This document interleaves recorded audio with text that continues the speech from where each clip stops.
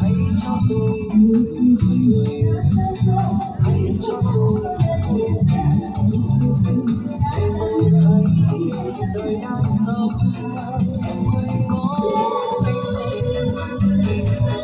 Cho tôi người nói với tôi rằng em để tôi sống bằng tình mong đôi khi có khi không.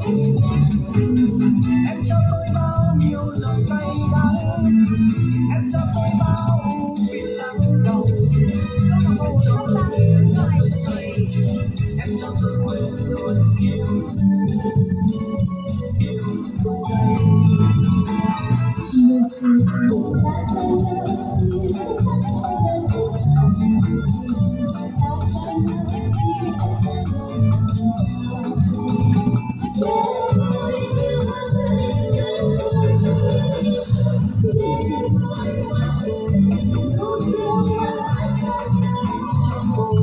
Một gì để tôi thấy đời đang sống em mới có hay không.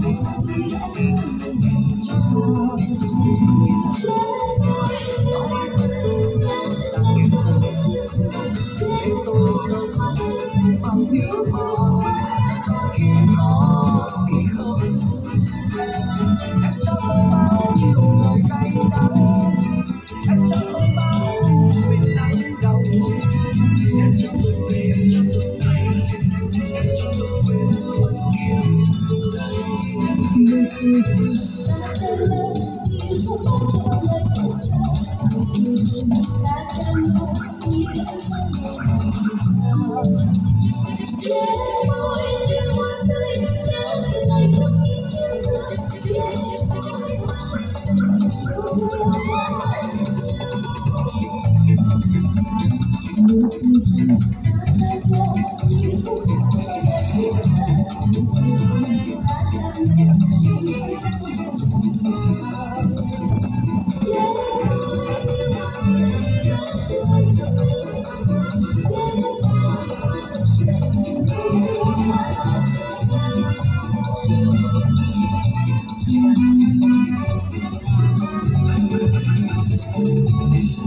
Đường đời ai biết có lúc khi đổi thay, đường tình ai hay có những đau thương mà thôi. Đường đời ai biết có lúc